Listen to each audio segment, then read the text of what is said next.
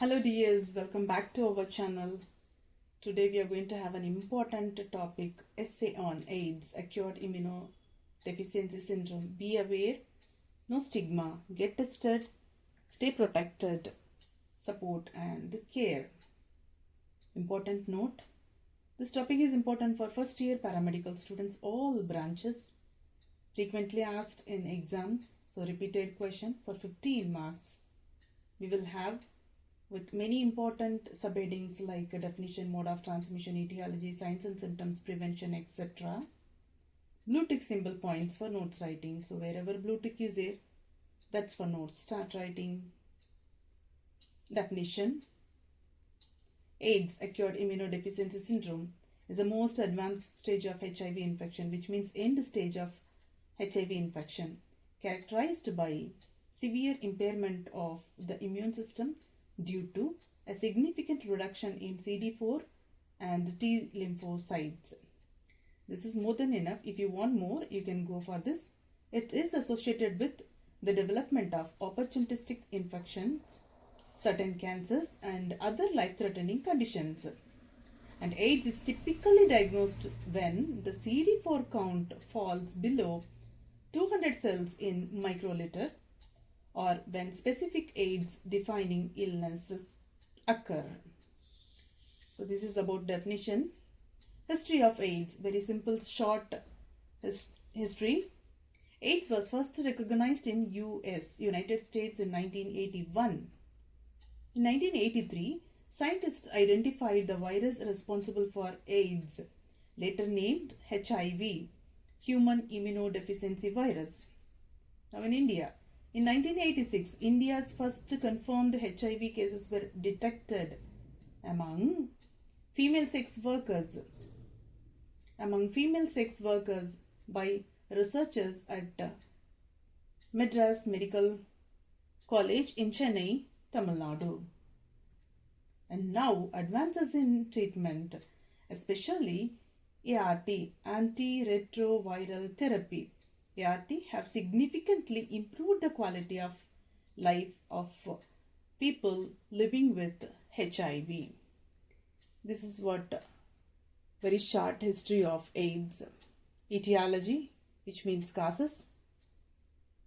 AIDS, acute immunodeficiency syndrome, is caused by infection with the human immunodeficiency virus, HIV. It is a retrovirus belonging to the genus lentivirus. Mode of transmission in spreading. HIV is transmitted exclusively through specific bodily fluid, blood, semen, vaginal secretions and breast milk. Common transmission modes include, first one, blue tick is there, only that point is enough. This mode of transmission, sexual contact, and that is subheading, unprotected sexual intercourse with an infected person. So this portion is more than enough for notes for this point, mode of transmission. So sexual contact, unprotected sexual intercourse with an infected person, that's more than enough.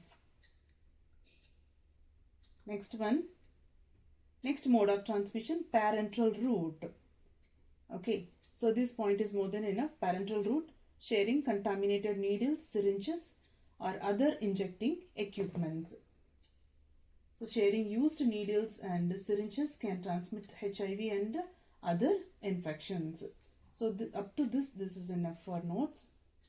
And for 3 marks, if it is asked, other ways viruses can enter the body through parental route, means receiving contaminated blood, unsterile tattooing or body piercing, unsterile surgical or dental instruments, sharing razors or sharpened objects, unsafe injections or drug use. So this is for 3 mark questions if it is been asked for other routes.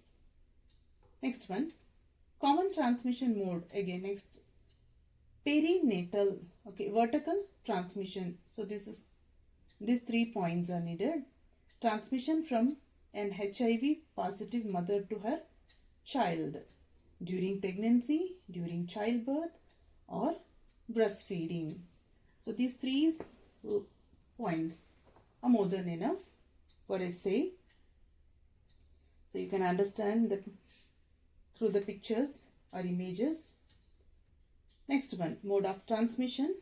Again, blood transfusion, receiving unscreened in the sense without testing, unscreened blood or blood products. Now rare in India due to mandatory screening. So an additional point here which is not needed for this one, mandatory screening of blood donations in India for all the HIV, hepatitis V, C, syphilis and malaria. So this point is more than enough for essay writing. Next one, another mode of transmission, occupational exposure. We, nursing, paramedical, medical personnel, all may be transmitted to the healthcare workers who all like doctors, nurses, paramedical technicians, all through accidental needle stick injuries, or exposure to infected blood and body fluids during the course of patient care. So this point is more than enough. So occupational exposure in the sense may be transmitted to healthcare workers through accidental needle stick injuries or exposure to infected blood and body fluids through the course of patient care. Now one important topic, subheading, HIV is not spreaded or transmitted through hugging or shaking. So here is a point, HIV is not transmitted through casual physical contact because it is not spread through sweat, tears or healthy skin. So this point is more than enough. Next one, HIV is not spread by sharing food, water or utensils. So this point, HIV cannot be spread by sharing food, drinks or eating utensils. Why? Saliva does not contain enough virus to cause infection. And the next one, again, HIV is not transmitted by mosquito or insect bites. Point is here to write, HIV is not transmitted by mosquitoes or other insects because virus cannot survive or multiply inside them. So you can write here this point. And the next one, HIV is not spread by coughing or sneezing. So you can write the point here, HIV is not an airborne disease and cannot spread through coughing, sneezing or respiratory droplets. Risk factors, multiple sexual partners, unprotected sexual practices, intravenous drug use with shared needles, receiving unscreened blood transfusion, presence of sexually transmitted infections, STI, occupational exposures among healthcare workers, lack of awareness and education regarding HIV prevention. So blue tick is there. This is for notes. Signs and symptoms, notes. Early symptoms, fever, fatigue, sore throat, skin rash, swollen lymph nodes. Signs and symptoms, advanced stage signs and symptoms, which means AIDS stage. Significant weight loss, persistent fever, chronic diarrhea, night sweats, recurrent infections, tuberculosis, oral candidiasis, severe weakness and fatigue. Now we'll see prevention and control. We'll see preventive measures. Practice safe sex and use condoms correctly. Maintain a mutually faithful relationship. Avoid sharing needles and syringes. Ensure screening of all blood and blood products. Follow standard precautions in healthcare settings. Prevention of mother-to-child transmission through appropriate treatment. And the last one, early HIV testing and counseling. Next one, control measures. Again, blue tick. Early diagnosis and treatment with antiretroviral therapy, ART. regular follow-up and monitoring, management of opportunistic infections, strengthening national HIV AIDS control programs. The last one, community-based awareness and support services. Post-exposure prophylaxis, PEP. What is that? Post-exposure after contact. Post-exposure prophylaxis is an emergency preventive treatment used to reduce the risk of HIV infection after potential exposure to the virus, which means after the contact.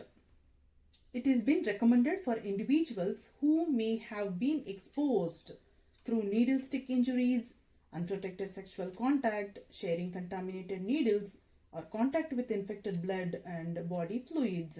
For them, what they have to do, PEP should be started as soon as possible, preferably within few hours and no later than 72 hours, within 3 days after a potential exposure. The treatment consists of a course of antiretroviral drugs taken for 28 days.